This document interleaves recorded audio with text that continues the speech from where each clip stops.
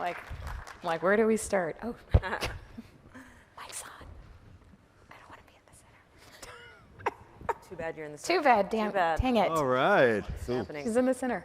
So good to be here. All right. Hello, Austin. South by. Oh, Shout out, Austin. What's up? Hey. All right. So good to be here. Hopefully, y'all can hear me. I'm Henry Donahue. I'm the executive director of Save the Music, and I'm going to let the other panelists introduce themselves. So, Kelefa, why don't we start with you? Sure. I'm Kelefa Sane. I've been writing about music since the 1990s. Currently, formerly at the New York Times as a pop music critic. Currently at the New Yorker magazine as a staff writer. I'm a contributor to CBS Sunday Morning and the author of Major Labels, A History of Popular Music in 7 Genres, which I guess maybe makes me a historian, too. Available at bookstores near you and all the online outlets. Oh, wow, thanks for the pitch. It's a plug. Get it in. Selling. Get the plug in there. I love it. I read it and loved it. Oh, thank you. There you go. I'll add you to the blurb. Noelle? My name is Noelle Skaggs. I am the co-composer of a band called Fits in the Tantrum. Yeah! Founder of Diversify the Stage, which focuses. Yes. Hey, thank you. It's primarily focused on bringing more diversity to our backstage careers and introducing young students of color to the infrastructure and the ecosystem of career paths. So that's what I do. Right. My name is Gina Chavez. I'm an Austin native, 2020 Latin Grammy nominee. Okay. And, but I make bilingual music. I also am, and we'll talk about this later, but I'm somebody who didn't grow up with my Latin roots, but I've always felt so drawn to that part of my heritage and culture. And so music has been the doorway for me to discover that. I'm also queer and Catholic and lots of intersectionality there. Okay. But my wife and I also founded a college fund for young women in El Salvador. Actually, we've broadened to Latin America now, and so there's some intersection here with our conversations today. Thank y'all. Hey. Right. I'm Sway Calloway. Ow. Hey. Good to be known.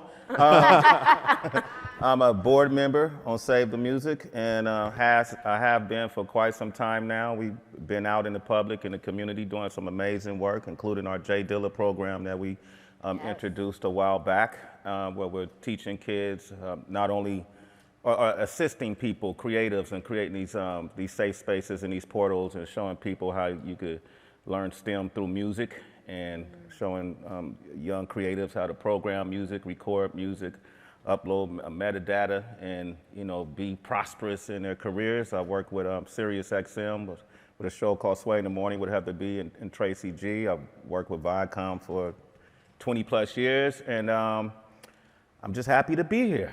Happy to be with you. So. Love it. All right. Well, Sway, actually, why don't we start with you? Save the Music's mission is helping students, schools, and communities reach their full potential through the power of making music. And the emphasis today in our panel is really on that community piece. Yeah. So I'd love for each panelist just to talk through sort of how you, as a young person, started your journey into music and all the things you do, and sort of how that community influenced that, supported you, or not. As you started the, your career. You will have to reel me in. It's been a long journey, so I have to take you to the 70s. I'm a child who was born in the 70s, and I was raised by a mother who had 3 kids by the age of 20. I'm the youngest of 3, and one of the ways that she kept us entertained and kept us occupied is through music.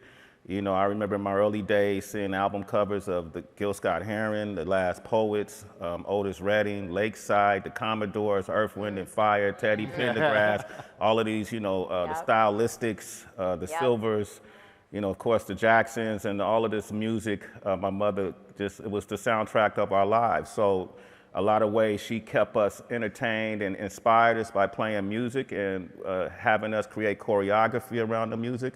My mother was an artist herself. She was a painter and she was a dancer. And her dreams got detoured when she had children, but she kept us in the dance community.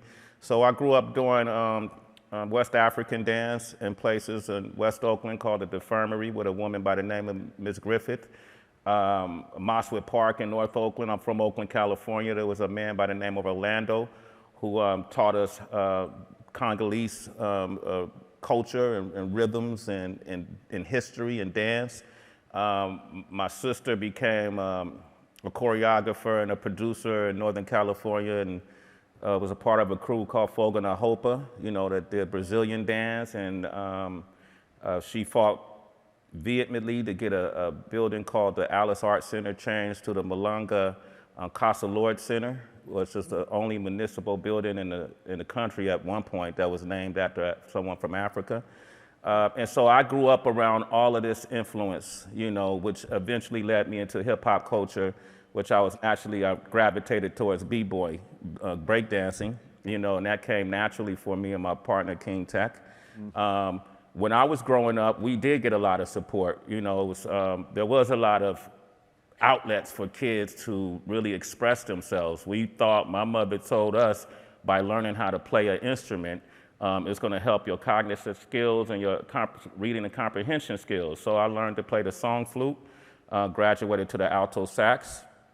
From the alto sax, I went into the clarinet because the alto sax was too big for me to carry home in Oakland, and I started learning to play the clarinet. I became first seat in my school in clarinet, and I learned to play the bass clarinet.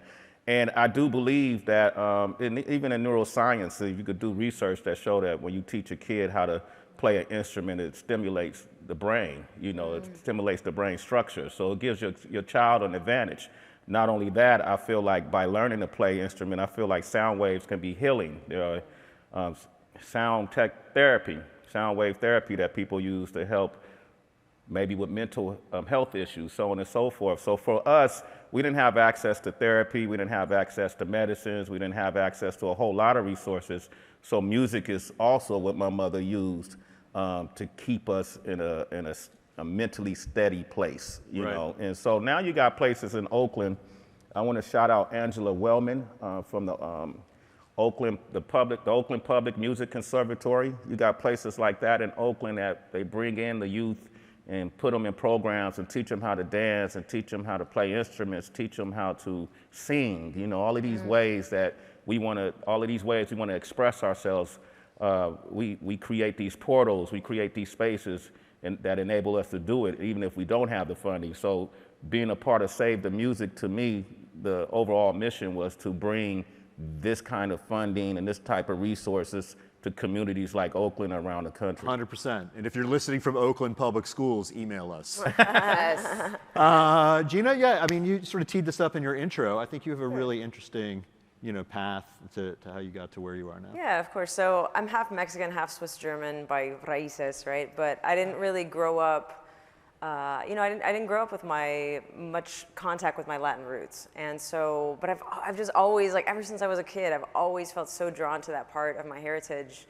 And, you know, we live in a country that has a hard time with immigrants, and yet we're a country built by immigrants, right? The irony. And yeah, and you know, and understanding. I mean, even just hearing you, like, everything that you were able to be exposed to by, like, these very specific parts of culture and dance and music. I'm just like, how rich. Like, obviously, you know, diversity is what makes us so rich and beautiful, right? And yet, as I've been somebody that started to play music in Spanish and learn Spanish, you know, almost through music. And as I play around the country, it's so interesting to me because so many people have the same experience that I do. They're like, oh my God, I grew up, you know, in the Rio Grande Valley, and I haven't heard this, like, this music takes me back to my childhood. I don't know Spanish either. And, like, you know, here we are both Latinos, and we're just like, it's so frustrating, right? But it's also so beautiful to me that in some way I feel like, you know, it's that they tried to bury us, but they didn't know we were seeds, you know, and that idea that it's like, I don't know who planted what, but it's in there, right? And so, you know, I think there's definitely parts of my story where dealing with imposter syndrome, you know, understanding that I walk through the world as, you know, a white passing Latino, as a straight passing queer person, you know, and in a lot of ways, those things I think can be, I check boxes for people, you know, and I think it's helpful to be aware of my privilege. You know, that's something that I challenge myself to be aware of when I'm at a space, you know, maybe not to take up all the space, or just to be aware that there, you know, is a need for other voices at the table and my role in that. And at the same time, not to make my voice small, because that's something that I've definitely done throughout my life, is kind of beat myself up because of the privilege that I've had and, you know, the great love and mentorship I've received. You know, and so I actually, my musical story begins in really Austin public schools, and I had great public choir programs. I went to Lamar Middle School, McCallum High School, and yeah, I just was exposed to, you know, our choir programs. We did everything from Mozart's Requiem to, you know, African dance, and, you know, we would infuse like dance and song, you know, to show choirs, and we would go perform around the country and do show choir competitions. And so I had a really great, that was really my schooling, you know. And then I went to UT for journalism, and music just kind of always kept tapping me on the shoulder. Picked up a guitar at 18, was too lazy to learn other people's songs, and so I wrote my own. Love it. So, yeah. That's awesome. That really resonates. Yeah. I'm also a show choir alum, and Come too on. lazy to learn other people's songs. So, yeah, that's, Noelle? I love it. No, I mean, it's crazy listening to both of your stories, but Sway's in particular, because Sway and I have known each other for a really long time. Sway was a part of my high school experience. Like literally my journey with the Wake Up Show, moving to South Pasadena, coming from Hawthorne, California, going to Lusinger High School, then being moved to South Pasadena, which was a complete culture shock. It was like going from massive Black and Latino community to basically like white and then some Asian. Like I could count how many folks of color on my hand at the school that I went to, right? So I had this like really interesting journey. One, growing up in a community with my cousins and my aunts. My mom had remarried. My stepfather is a disco like DJ. So I had access to all of these crazy records. So when he says like Stylistics and the Commodores, I was listening to all of these records when I was a kid. Tina Marie, Rick James, like this was like a part of my experience. And then I discovered hip hop. Tupac was the very first artist. Brenda's Got a Baby was the song that made an impact on me at an age where my mom was not trying to have me listening to any of those records. She was like, she came home one day and I was listening to Jodeci, and the first line was, "So you having my baby." She was like, "What? You're not having anybody's kid." You know what I mean? Like it was like that. So, you know, it's like radio for me, MTV for me, like that was a massive part of my experience coming up as a person that was going to become an artist. I didn't even know I had the gift until I hopped on a stage one day, because I was like, I'm gonna be in the talent show. Okay, did the talent show, standing ovation. Oh, the girl can sing. Mom, what did you do? What song? I did a song by En Vogue called Just Can't Stay Away, and I sang it a cappella, and I didn't know. Like, it was just like until the end of the song, and my mom was like, "That's my baby." Oh my gosh. She had no idea I could sing, because I spent, you know, she would work. I'd, you know, come home from school. I'd dig into my dad's crates. I'd write down every song. I would sing it and just kind of like learn it. And that was like how I learned how to sing. You know, listening to other people and just kind of finding my own way. And then I recognized that I was really into writing. I loved lyricism. That was like a big part of it. And I think that was the draw for me with hip hop, was the lyricism aspect of it. So going back to the Wake Up Show period, when I moved to South Pasadena, I didn't have any friends. I met like maybe 2 people, but we didn't really like bond yet. So I was listening to the Wake Up Show every Friday. And I remember calling the station one day, because they had like, you guys had a Wake Up Show anthem contest. And I was like, I know all of Lauryn Hill's parts. So I called the station and I started rhyming. I don't remember it anymore, but it was just like, uh-oh, I'm chilling with my, on the wake up show, uh-oh, take a little something for the radio, uh-oh. That was it. And then me and Sway became friends. Like, that was like the journey. But like through that process, I got more confident.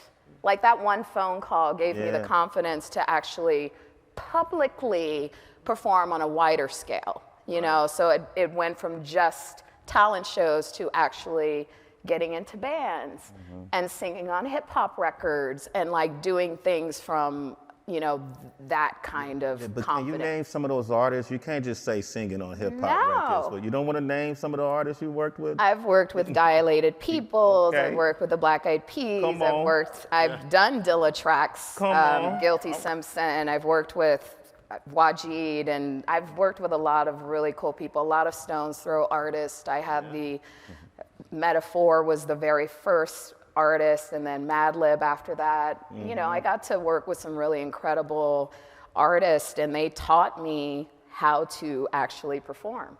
Because I would go and I would see their shows, and in just like that engagement, like that's where I get my energy on stage. Yeah. Was like watching will.i.am like rock it when they first started, and Kim Hill when she was with the band. And I used to like drive my, well, Will used to drive my Corolla. We used to drive my Corolla to their shows in the Bay. And then I would watch their performances, and it was just like so exciting for me. And I was such an observer because I was still very shy. I was very, very shy. And most of my friends did not know I could sing until they needed something or there was something happening in the studio and it made me sing. Yeah. You know, they were like, what? You Yeah. can sing? Yeah. Like it was just really, really weird. But yeah, no, I've had some incredible opportunities through the process of observing and then building my confidence and somebody hearing me, and it was like word of mouth. My whole career has been like, oh, you should have this girl sing on this record. Yeah. You should call this woman, she's gonna be great, and then writing choruses, and yeah. Awesome. That was a very long story. Thank you for my No, TED no, Talk. please. Thank you. Well, I worth know it. the story. And Okay, you bring together a lot of these themes that we're hearing in your work and Yeah. what you talk about in the book. Yeah, except that I'm certainly not an artist, and sitting up here next to you, I'm very conscious of that. Although I did grow up like surrounded by music since started when I was 5. I was doing violin lessons and playing violin all day on Saturdays. And then my parents were both immigrants from Africa. My father's from Gambia in West Africa. And at one point when I was a teenager, I went over to Gambia for the summer and learned how to play the kora and sat with a traditional Gambian griot every day. And he didn't speak any English. I didn't speak any Mandinka. The only Mandinka I learned was how to say, like, my hands are tired when I was ready for a break. And I never became proficient at the kora, but I learned a lot about it. And sitting up here, I would love to say that all that stuff really inspired me. But at the time, I didn't care about any of that crap. Like, at the time, I was a punk rocker. And that was all I cared yeah. about. I did not care about classical music. I did not care about West African whatever. And that's how we know each other. Yes. Yeah, there you go. And Punk so rock. I wanted to like listen to punk records. Yeah. I played in some terrible punk bands, one of which with your little brother. My brother was in one of It those wasn't- bands. It wasn't his fault, it was terrible. It was my fault. And Yeah. eventually, because I love that idea, that like punk rock idea of like rejecting the thing that you're grown up with, Right. And so to me, eventually that led to other kinds of rejection, right? Well, what happens if you reject the values of punk rock, right? That led me back to being obsessed with the hip hop I had loved when I was a little kid. Led me into R&B and country music, listening to all of this stuff. And so for me, one of the interesting lessons is that sometimes the music you're exposed to as a kid, the traditions that you're taught as a kid, sometimes it's not something to join. Sometimes it's something to reject. It's something to set yourself apart from. You know, I wrote this book that's about the different genres that kind of make up popular music. And one of the things I've realized is that in the history of these genres, these histories often look like fights. Like the history of hip hop isn't just people being like, oh, I want to join the hip hop tradition. The history of hip hop is like, nah, these people are doing it wrong. I'm going to do this. That stuff is bad. I want to do something different. The history of country music is an ongoing fight about like, well, what should country music be? Is this real country music? No, that stuff is fake country music. I want to make real country music. So one of the things that's interesting to me about this discussion is how unpredictable this stuff is, right? You never know what will happen if you give a kid violin lessons and send him to Gambia to study with a griot, right? You never know what direction this is going to take. And the fact that it's unpredictable is what makes these stories of popular music so interesting. Yeah, and so just to expand on that and sort of connecting to the community theme, you know, I thought for each of the genres in the book, you know, I'm thinking now about like house and techno. Like, you do a really compelling job of talking about how these genres started very organically and authentically with young people, gay people, you know, in these communities. Generally black producers and DJs. Yeah, so I mean, can you talk a little bit about that? Like, again, I'm interested in sort of the house and techno story because I knew less about that. I was telling Kay last night, there was a panel that I peeked in on earlier in the week that was called Rave and Reparations. Reclaiming house and techno, which, you know what I mean? I was like, that is right. Although on it. That's also how you know a genre is old, right? It's been around long enough that people needs want to be reclaimed. Right? Yes. At the beginning, people weren't thinking about that, right? At the beginning, it's like a bunch of DJs in Chicago playing these records at the warehouse. I was thinking like the Chicago part, the Detroit part, you know, Larry in New York, and the whole thing. So talk a little bit about that. So yeah, I mean, these genres have, those in particular have such an odd history because house music is created by these black DJs in Chicago, and they're playing records. Some of these records are getting played at the warehouse. This is the early 80s. It's the years after disco. And one of the local record stores starts filing them under like warehouse music. Like, this is the records they play at the warehouse. And it gets shortened to house music. They start making their own tracks. And in Detroit, you have a bunch of producers who are inspired by some of the stuff that's coming out of Europe, and they start making electronic tracks. And there is an education component. Juan Atkins, one of the producers who creates the sound of techno, you know, he meets his original partner at Washtenaw Community College, where he's doing some music study. But one of the interesting things about this music is that Americans don't really like it that much. Like, it doesn't get big in America. It doesn't really blow up until it goes over to the UK, it goes over to Europe, and a lot of these producers are stars in the UK in the 90s, and by the time Americans start hearing this music through pop songs, they think of it often as European music. A lot of people don't necessarily even know the roots of that story, and even now I think a lot of people, if you talk about house and techno, they don't necessarily think of those as homegrown American genres. And genres, like so many genres, that are created away from the industry a little bit, out of the glare of the spotlight, with some kids messing around, maybe doing something that doesn't get a lot of respect at the beginning, and then kind of evolves. And again, that speaks to the unpredictability of all of this, that you never know where the next thing is coming from, or the next thing that it's going to get people excited and that's going to turn into a genre, right? At the beginning, no one even knows that it's a genre. They're just like, oh, those kids are dancing to some records. Right. And Noelle, like, I also want to just make the connection because I know that you've been very active, as Gina Sway, in sort of making that or reconnecting people to the idea that these globally popular music genres that drive a billion-dollar global industry were created organically by young people in communities, you know, outside the spotlight who were expressing themselves. But that's not necessarily reflected when and Gina, we talked about a little about this last night, in who are the gatekeepers, you know, who are the managers, who are the people working in the industry outside the performance space, and all the other aspects of the music industry, for example, that we see here at South by Southwest? Yeah, I think primarily it's just such a mystery, right? It's like, how do you become a manager? You know, it's like you happen to be friends with somebody that, you know, becomes an artist and they bring you along on the ride. You know, a lot of the experiences behind the scenes are because of a word of mouth practice. So if you're only working with people you know, it's really hard to widen the net of opportunity for other folks, right? So the idea for me when I was really looking into my own business was, how are my teams finding our teams? Like, you know, it's like, is there like a database? Like, how are we searching, you know, searching for folks? Like, how do you find out? And, you know, I just started kind of talking to my tour manager. Like, how'd you become a tour manager? Oh, somebody pulled me in and I was good at this. I was good at math, or I was good at, you know, doing something and leading and communicating with different, you know, people and departments and navigating. And that's basically how it happened, you know? So it was like, oh, you got thrown into the fire and you succeeded at it, right? So how do we take what you are doing and teach it to someone?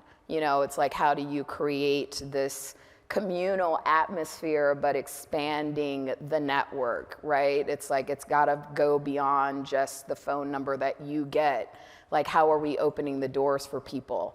The entire community backstage is an experiment, just like the music that is before us. You know, we've all experimented in some way to create a genre of music. People are creating that with lighting design, you know, and becoming known for a specific type of technology that they've created, a specific kind of sound that they can pull out, you know, in front of house. You know, it's like, our tour manager is also our front of house engineer, and he happens to have one of the greatest ears alive. You know what I mean? Like, he can really pull out sound and make it sound like the record. And not a lot of people can do that, you know? So I think like the mystery behind the scenes has to come out in the forefront. Like, it has to start becoming a conversation of creativity, because you have to be very creative to be an agent. To build someone's career from scratch, you have to have the ingenuity and the understanding of how to build a career. You know, have to recognize partnerships, putting them on the right stage, how to get them to the next promoter. Yeah. There's creativity behind that. It's a business mindset. But if you don't know how to be creative with that particular artist, that artist is not going to go anywhere. They're just going to be passed on to the next person. It's the same thing with being a manager. It's the same thing with being somebody that is behind the scenes and creating the rigs. Like, there's magic that happens beyond that, and I don't think that it's given the same amount of attention in classrooms, in communities of color as well. Like, looking at the education part of it, they're throwaway jobs. You know, I had like a couple, you know, nonprofits that I really wanted to engage with for my next program. And they're like, well, we're looking for tech jobs for these students. I'm like, you can make 6 figures in this side of the industry. Yeah. And the fact that you are not aware of that tells me that we need to really start pushing this into the infrastructure. It has to be more than just, you know, a throwaway career, you know? Yeah, and so Sway, I mean, we've been to many schools together. I mean, do you find in your conversations with the students, like I feel like they're very focused on the performance path and what, to Noelle's point, what they see, you know, and hear. They're less aware of the 99 other things they could potentially be doing. Yeah, you know? I think Noelle really just expressed it so eloquently, what it is. And I think a lot of that has to do with the experiences you've had, right? Making your way, navigating the path, Gina, too, in this industry. And I do believe, being a writer, you are an artist. Let me say that. Yeah, absolutely. You said it, not me. Okay, you're an artist. I can tell you from my own personal experience, the way I learned the mechanics of the business, which was important to me. I didn't start off on radio or on TV. I started off as an artist. So my partner, King Tech, and I started off in high school wanting to be a rap group. And we got so many no's, I thought that became my last name. I was Sway No. You know, we couldn't get any people to open doors for us. And so we really hit a wall and wondered, how do we advance this career? And so we start looking on the back of albums and records and looking at names of different people who did different things. And Andre Harrell and Russell Simmons and some of these folks were big inspirations to us because they weren't on the mic. Well, Andre Harrell was early on, but you know, they weren't, you know, they presented themselves as businessmen. So we took it upon ourselves to learn. I took courses on the law aspect of the music business. I wanted to learn more about law and contracts and road and tour management and the importance of that. And once I took that initiative to start learning that this role is as important as that role is as important as this role. And when working in unison, we could create success for all of us. And so as I started learning the back end of the business, it became easier for me when we got into radio to learn how to negotiate a proper syndication deal, how to negotiate a proper talent deal, you know, all of these different aspects of the game that we're not being exposed to. In my young militant mind, I thought it was all a diabolical process, so to keep us away from having any type of proprietorship. So once we learned how to put music out ourselves independently and learned that I can make more off of, at this time, a cassette, selling 1,000 cassettes than I could 100,000 with a major record label, it changed my whole perspective. And so we start teaching people around us, you know, all the various avenues you can take to be successful in this business, and it would behoove you to know, because you won't know what you're losing out on. So when you look in a digital space now in recent times, especially since the pandemic, when we're having more conversations and more testimonies, you hear a lot of people talking about their record deals, right? You hear a lot, a lot of people talking about their publishing deals and how screwed, and you're talking some of the biggest artists ever. You know, especially coming out of hip hop, who have all gone through this process because this information wasn't being offered or shared. You typically learned it through trial and error. And so what we do with Save the Music, which I think is so important, is I think if you're going to be an artist, you don't have to be a manager, you know, you don't have to be a concert promoter, you don't have to be the label head. But I think it'll behoove you to know what the label head, the concert promoter, the manager, and all these folks. How do you build economic power, economic you know, that's power on the same level as your power and influence as an artist? As an artist. Yes. And in doing so, you know, we're in a position where, you know, we create these portals now. You know, we create these spaces to educate young creatives on what it is you're getting into, what kind of business this is that you're getting into, how to prepare for it. And so that's what I love about Save the Music, you know, all the different events, the different high schools. And I learn when we go host these events, and I'm learning from these high school kids what triggers them, what stimulates them.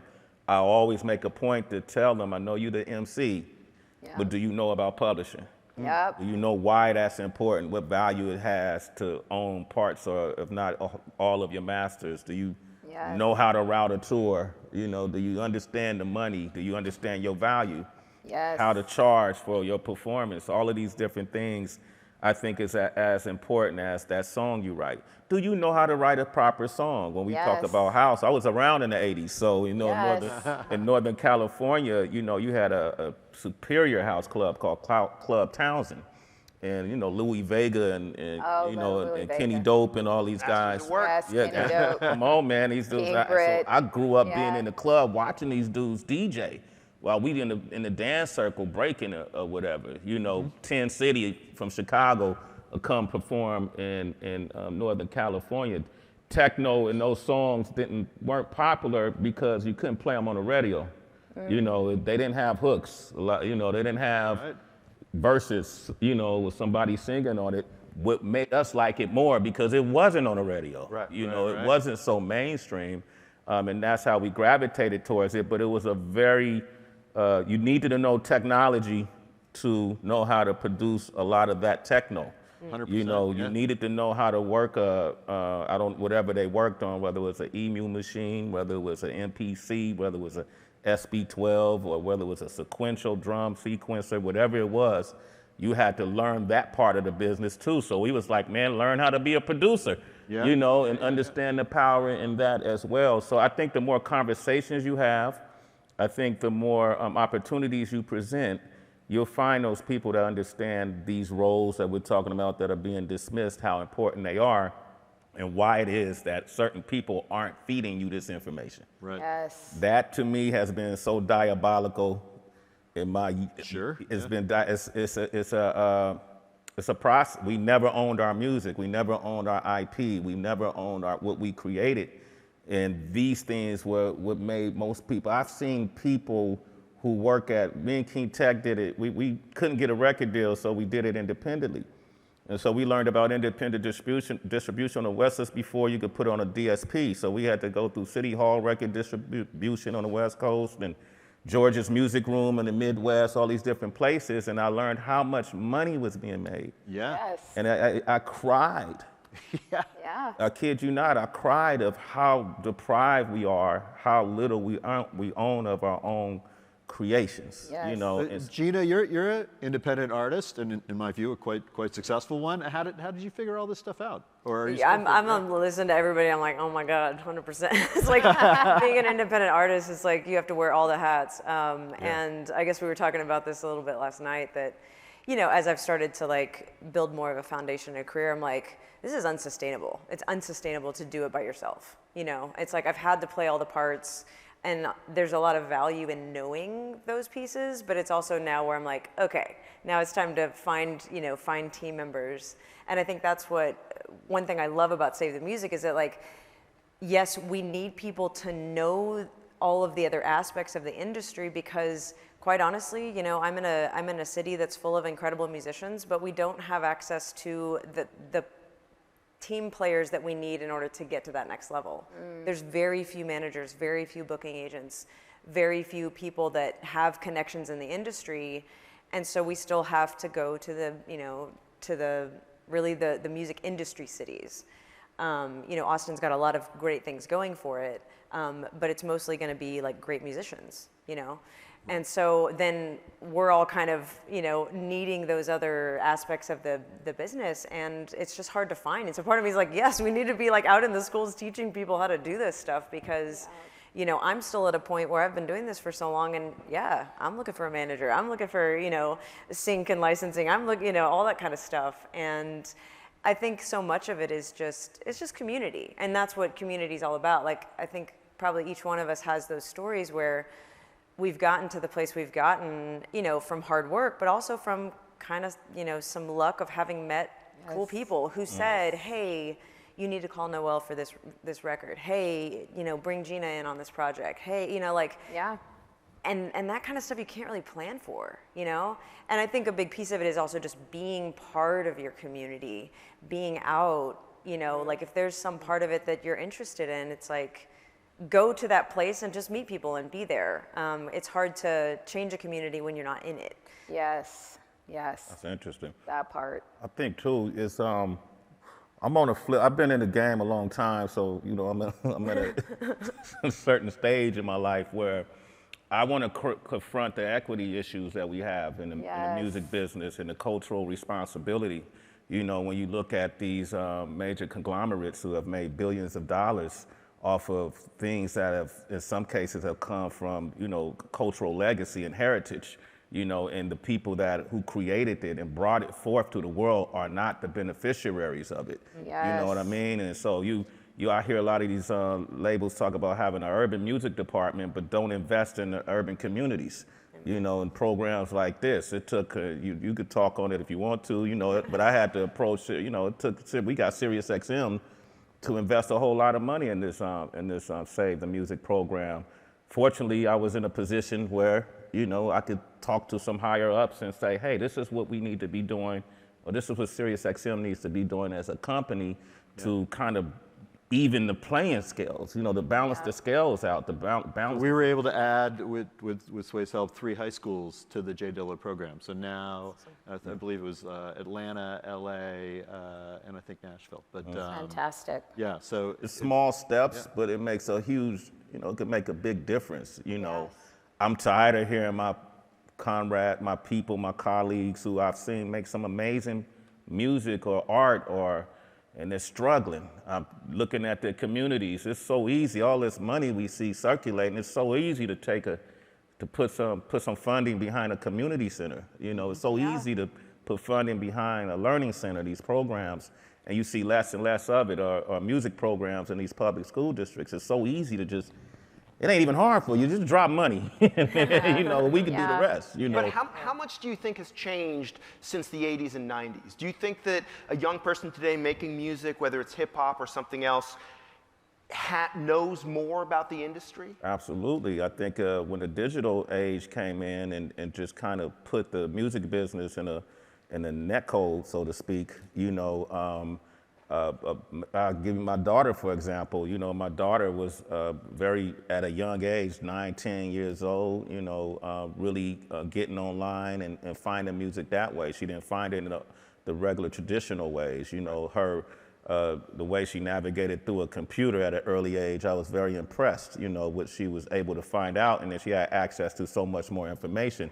So you fast forward, when you're an artist, an independent artist, and you don't necessarily have a team, and early on you're loading up that megadata to a DSP, you're automatically forcing yourself to learn the process of the music business. And then when you start seeing those streaming checks come back, you start understanding the value of the music differently than we were able to understand it when we were signing to these deals and the money was getting chopped up and we were getting these 10-point or 11-point royalty deals that really didn't amount to nothing because you wasn't really recouping any of that money. Yes. And so I definitely think this generation, which I'm so elated of, I'm excited that these kids don't have to go through the same obstacles, walls, and steps and measures that we had to go to learn. We learned out of survival. Right. You know, we had to survive, so we had to figure it out. I don't want that for the next generation. I don't want that for the next generation. I want the next generation to be able to take it forward, and we're starting to see that. And we're starting to see the music business having to adjust to that. You know what I mean? But I definitely think folks are a lot wiser today than, or a lot more informed today, and have a lot more access. I think it's a really interesting question because, Kay, you know, we sort of came up through that like 80s, 90s, punk rock, indie rock, DIY, put out your own record, put out the zine, get in the van. But I think that was limited if you look at what those bands looked like in terms of the gender and the backgrounds of the people. Maybe that was sort of, those people were coming from a background where they already understood you know, that there was economic value in controlling all of those different parts of it. So yeah, well, I mean, the punk rock thing in general, there's a certain suspicion of making money, and that's something that only really makes sense if you grow up with some money. Right. Like, yeah. so that's like that's related to that. I have no problem with that. Yeah, exactly. Yeah. And yeah. yes, and it took me a while to figure out, like, oh, there's something maybe even more radical about this hip hop thing where people are making money. And as you said, Sway, like the idea of kids having to figure it out for themselves. I think one thing you have seen change. I was thinking about Tyler, the Creator, who's obviously one of the big stars, but like he went to Hip Hop High in Los Angeles, right? He goes to this media arts high school that was known in LA as Hip Hop High.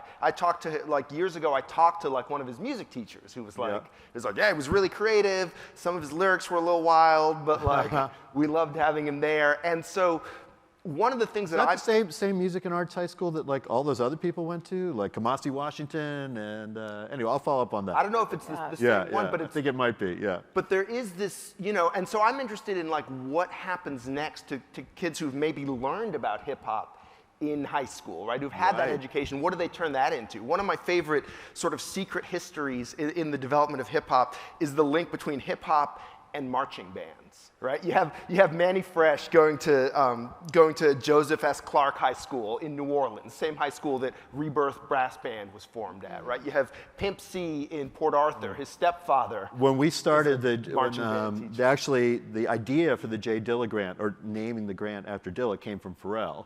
Right. And when they came into our office and they're like, it was Princess called the music. Yeah, Beach. 100%. It was called the Music Technology Grant.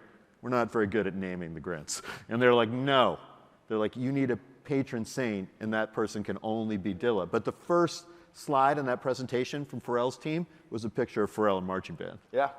You know, at his Virginia Beach. And I think of like Trick Daddy and Trina at Northwestern High School in Miami, the Northwestern Marching Bulls, right? And they eventually shout out to VH1, Trick Daddy. well, and they eventually take that marching band and put that marching band in the video for Shut Up.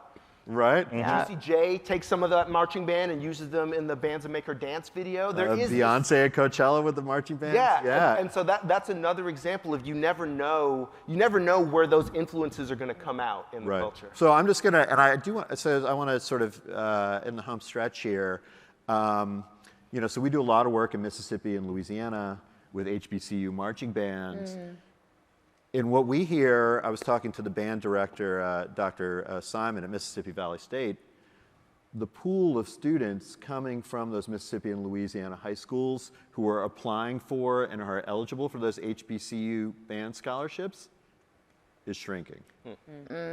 For exactly the reason that Sway touched on, which is investment in that sort of very broad public school based, anybody can sign up music program those programs have been cut. So actually, not to make it actually it should be all about Save the Music. It's our panel. But I want to, I do want to sort of pivot it to, Noelle, Gina, all the things that you're doing as artists and, collaborations, like why add social change and social impact to that work? Can you touch, I mean, that's one of our questions from the audience. No, but also it's how can you not? Yeah. It's how can you not? One, it's a responsibility. I want to get out of the habit of thinking that helping communities of color is charity. Yeah, right. We are not a charitable cause. So and when you're talking about investment and capital, right, we're watching these billion-dollar companies owned by people who do not come from our communities.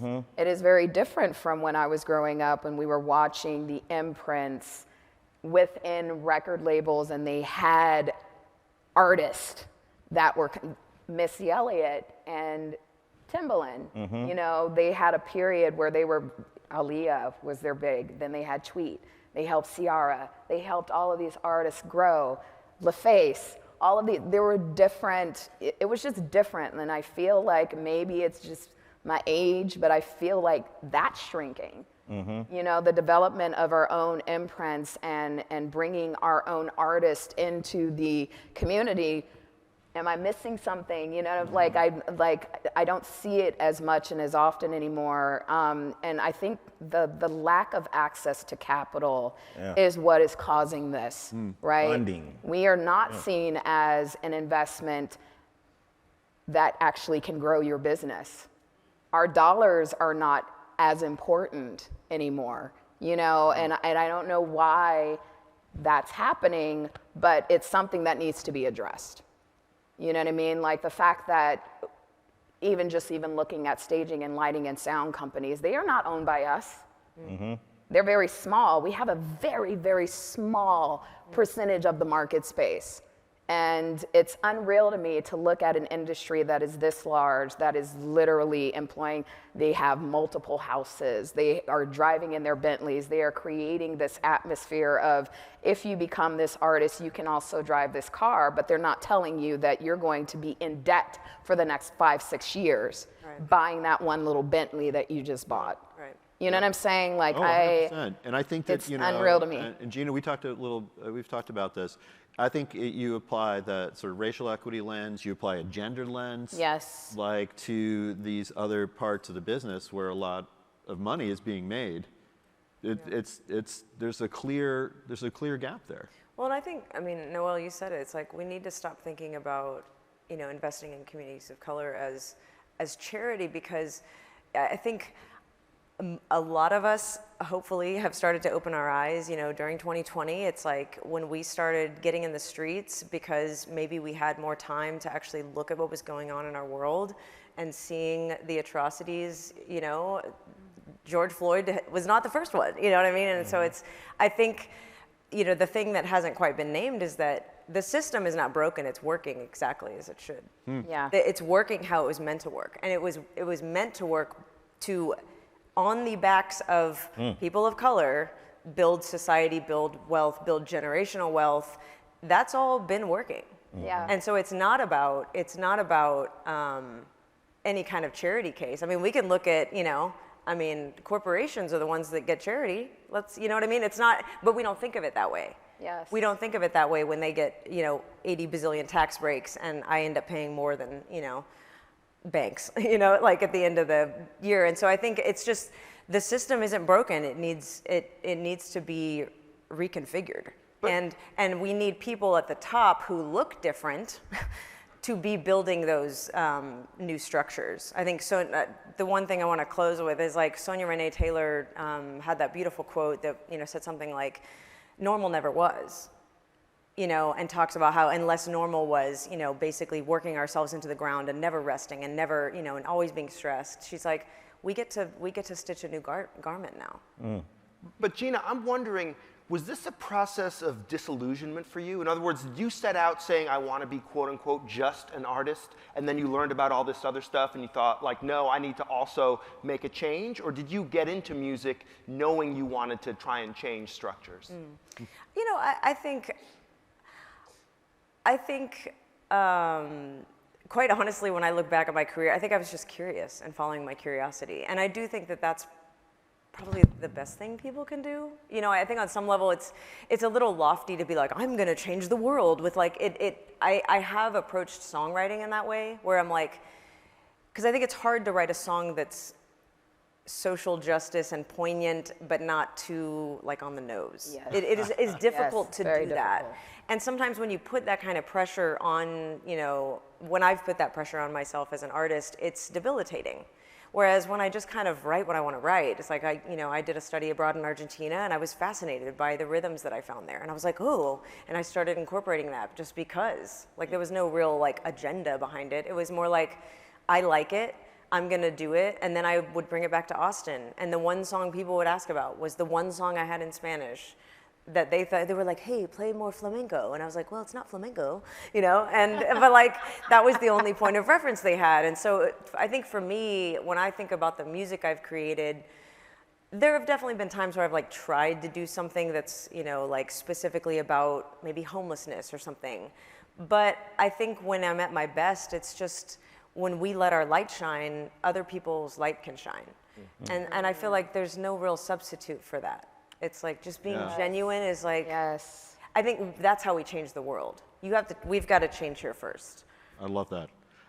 So quickly, I think we have a few minutes for questions. I'm going to pick one off the internet here, just which I think is a good next one is, and what are you guys seeing out there in terms of opportunities for musicians to support each other? You know, either locally, you know, are there things that people can take away from this action-wise? Yeah, just talk to each other. I mean, work together. You know, I feel like collaboration is so important. That was such a big part of my growing as an artist in LA was we kept each other working. Mm-hmm. Like that was like a part of the LA music community that I came from when I was with my band, The Rebirth. We kept each other working. You know, if it was a movie one of us got, we would call in 2 singers from our space, right? Like our large community. And if they, you know, couldn't do it, they'd send somebody else. You know, it was like really kind of developing this community and working, you know, working together and talking with each other, having dialogue like this, figuring out where you're on the same page and creating this pathway together. Like that is literally all I can say is you know, it's like at some point, like you run out of, like I feel like LA has run out of places to commune. Like where are all of our clubs? Like I was, you know, I was like at the GABA, going to the Root Down. I was like doing all of this stuff and I'm like, where are all these clubs now? You know, like like we need to nurture the community that we have and talk to each other and make our way through the world, you know, in some way together. I think like there has become a lot of ego with being an artist in some cases. Like when you get to a certain level, you stop talking to the folks that helped you get there. Yeah, it makes you know what I mean? Like, makes is it? total sense, yeah. Yeah, it's like. And I think it's having that mindset first. Yes. As opposed to that there's some all-powerful entity out there that you could Google that's going to, you know, solve this problem for you. Right? Exactly. I love that. Sway, sorry, I got to ask. Sway, I want your perspective. Do you think social media has made it easier or harder for rappers and other people in the hip-hop world to collaborate and cooperate? Much easier. Easier? Much easier.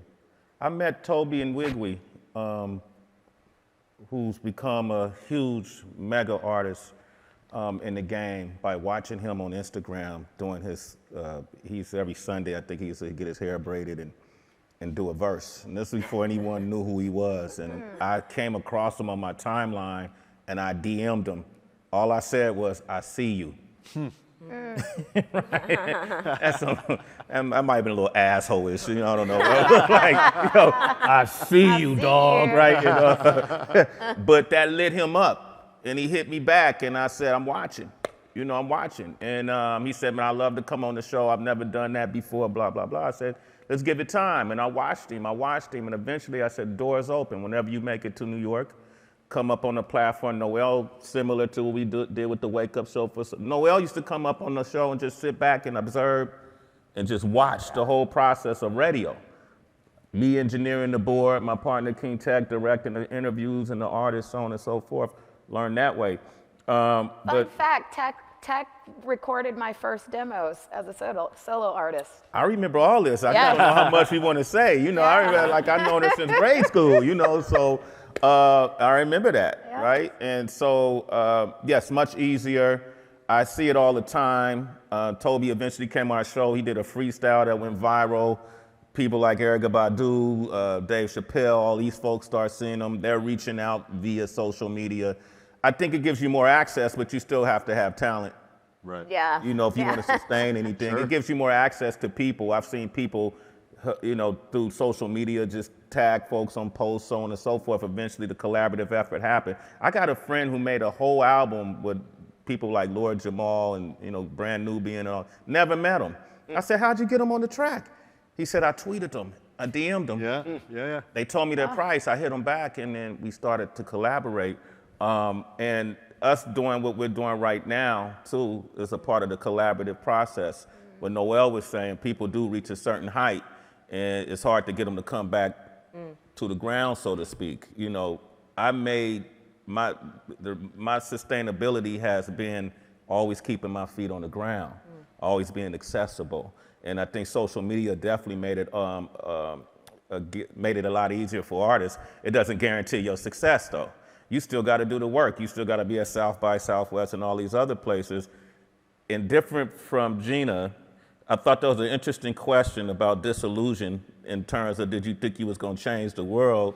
And I was surprised, but I was just curious. I'm trying to get it popping.